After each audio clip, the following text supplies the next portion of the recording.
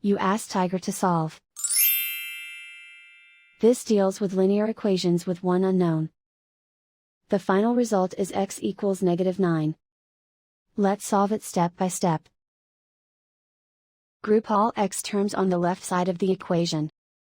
Add 2x to both sides. Group like terms. Simplify the arithmetic. Group like terms.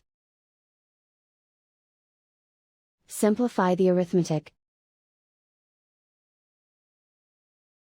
Group all constants on the right side of the equation. Add 2 to both sides.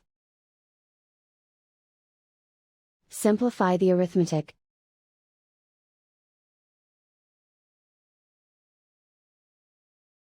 Isolate the x.